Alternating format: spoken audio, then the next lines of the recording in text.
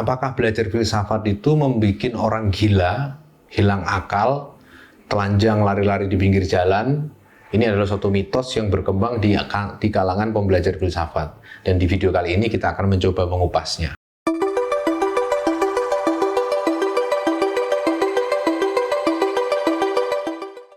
Waktu SMA dulu ketika saya meminjam buku filsafat dari perpustakaan sekolah dan membacanya di kelas seperti itu, ada guru saya yang melihat buku itu, melihat saya membaca buku itu dan mewanti-wanti, ya, awas loh kamu nanti belajar filsafat nanti jadi gila gitu. Jadi ada suatu kepercayaan entah dari mana asalnya di kalangan masyarakat umum bahwa orang yang belajar filsafat itu bisa jadi sangat mungkin menjadi orang gila pada kemudian harinya. Jadi orang yang terlalu memikirkan masalah-masalah filsafat itu akan tenggelam dalam kegilaan seperti itu.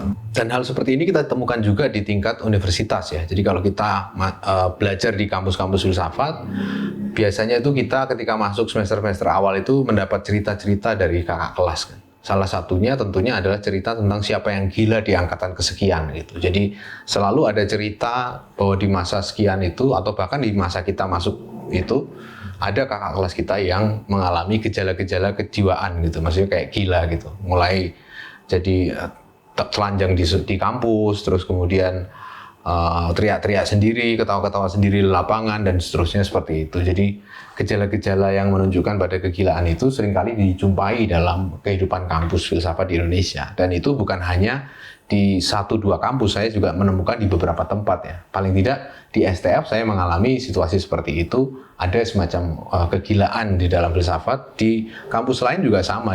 Misalnya suatu kali saya diundang sebagai pembicara di Jogja, diskusi di UGM mengenai topik-topik di seputar Marxisme misalnya seperti itu. Nah, di malam menjelang diskusi buku itu diskusinya pagi.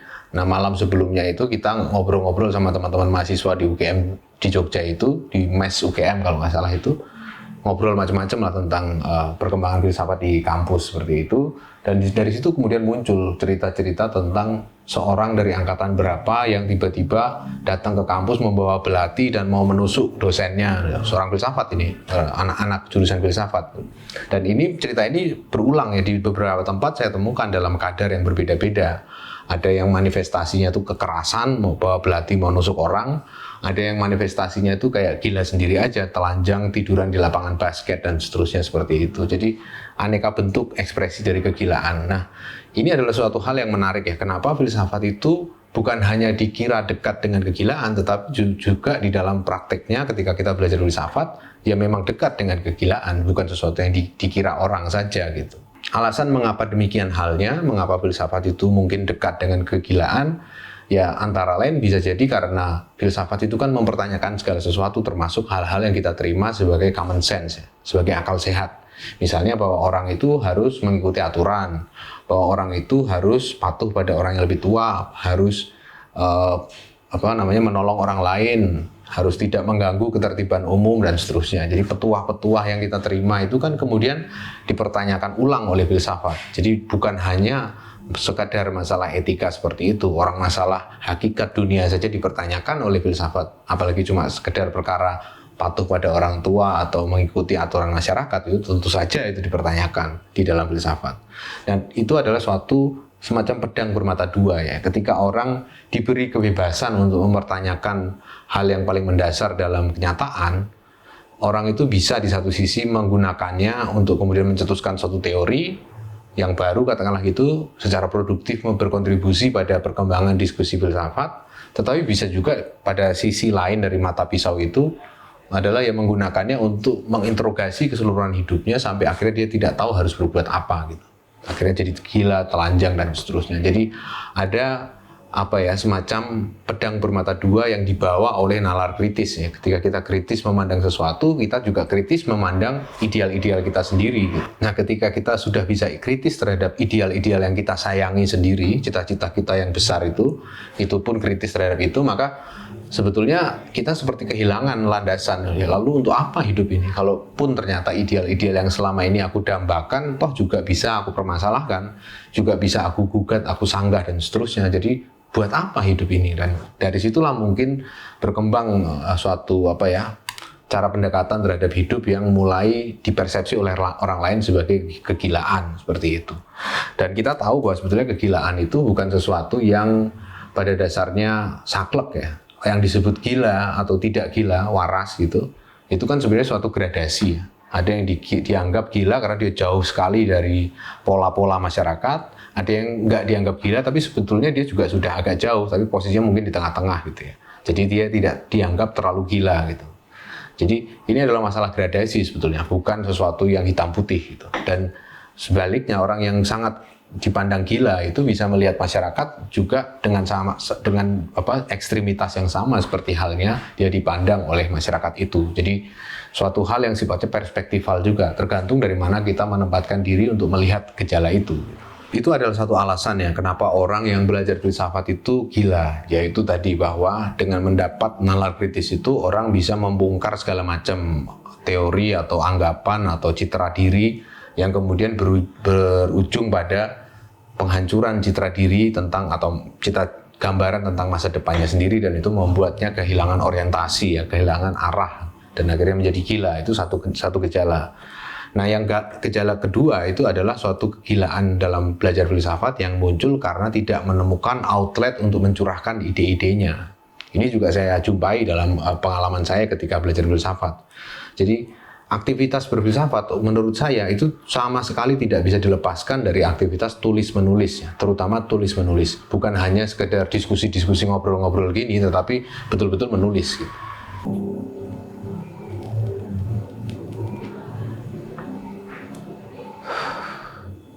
Kegilaan filsafat atau kegilaan yang bersifat filosofis itu pada dasarnya saya lihat sebetulnya adalah suatu frustrasi. Jadi frustrasi melihat dunia ini tidak berjalan sebagaimana yang dia angankan. Pada hakikatnya kan seperti itu. Dan frustrasi ini muncul terutama karena dia tidak bisa mencurahkan ide-idenya atau dikenali sebagai orang yang memiliki ide-ide tersebut di dalam satu medium publikasi yang jelas gitu. Artinya dia hanya mencurahkan ide-ide jeniusnya itu secara lisan lewat diskusi, berdebat, menyerang orang lain secara lisan dan seterusnya, tetapi ketika menulis mampet gitu. Nah, apa yang terjadi sebetulnya dalam situasi seperti itu? Apa yang terjadi ketika seorang yang belajar filsafat secara serius itu tidak mampu menulis secara sistematis, secara layak untuk penerbitan seperti itu ya? Hasilnya, situasi itu akan menghasilkan keadaan di mana seorang yang belajar filsafat ini merasa tidak dipahami, merasa kayak dia sebenarnya punya pikiran-pikiran cemerlang yang bisa disampaikan secara lisan dalam diskusi-diskusi di komunitas, tetapi ketika nulis dia nggak bisa, gagap ketika menulis, sehingga publik lebih luas itu tidak mengenal dia itu siapa gitu. Anda ini siapa gitu ketika berdebat, tapi dia sendiri merasa dia sudah punya ide-ide cemerlang, dia sudah punya gagasan-gagasan visioner yang harusnya membuat orang tertegun seperti itu. Tetapi kok nyatanya enggak, ya karena dia nggak menulis sebetulnya kan. Nah, tetapi semacam itu, semacam diceraikan dari cita-cita gambaran diri dia yang seharusnya gitu. Jadi bahwa dia ini harusnya dianggap oleh orang lain sebagai seorang intelektual, tetapi berhubung dia tidak menulis, ya orang tidak tahu dia intelektual atau bukan kan. Dan oleh karena itu orang melihatnya sebagai orang yang biasa-biasa aja, ya, orang yang suka diskusi-diskusi gitu. Dan itu yang mungkin membuat yang bersangkutan ini kemudian jadi merasa mampet, buntu gitu ya. Buntu kenapa dia nggak bisa merealisasikan roh absolut yang ada dalam dirinya itu, yang kemudian nggak bisa dikeluarkan sehingga itu mulek sendiri berpusar-pusar di dalam dirinya tanpa bisa diselesaikan, dan akhirnya itu kena api sedikit aja, kena masalah apa aja tiba-tiba bisa jadi meluap sebagai suatu kegilaan seperti itu. Dan itu ditemukan ya dalam kondisi pembelajaran filsafat di Indonesia gitu. Saya punya teman yang seperti itu yang bisa jago sekali dia dalam menganalisis suatu teks, membaca suatu permasalahan filsafat. Bahkan dia yang mengajari saya caranya mendekati suatu persoalan filsafat, mendekati teks-teks berat seperti Heidegger, Derrida, Nietzsche, itu dia yang ngajari saya. Dia teman seangkatan saya waktu saya kuliah S1 dulu. Nah, tetapi ketika giliran menulis artikel untuk jurnal, untuk majalah atau apa, tata bahasanya itu kacau balau gitu. Jadi struktur kalimatnya itu nggak benar sehingga orang nggak bisa menerbitkan itu, dia nggak bisa dipahami gitu oleh pembaca umum gitu. Ya kita tahu bahwa filsafat itu memang pada dasarnya sulit dipahami, tetapi ketika dia dituliskan secara sistematis, pada hakikatnya kan dia sebetulnya bisa dipahami masyarakat. Nah ini sudah filsafatnya sulit dipahami, kalimat dalam bahasa Indonesianya pun nggak bisa dipahami juga, ya berarti nggak bisa dicerna sama sekali oleh publik kan. Oleh karena itu tulisan-tulisannya nggak terbit seperti itu, dan itu memberikan satu semacam apa ya, kayak dia merasa diberangus gitu ya, merasa tidak dipahami gitu. Saya melihatnya sebagai semacam fenomena waham tertentu ya, delusi undiscovered genius gitu, seorang jenius yang belum ditemukan gitu. Nah, jadi citraan diri seperti itu yang membuatnya semakin hari itu semakin berhadapan dengan situasi yang sepertinya kok dunia nggak berterima kasih kepada saya kayak gitu, semacam kayak gitulah. Padahal saya ini kan sudah punya pikiran-pikiran cemerlang kayak gitu loh.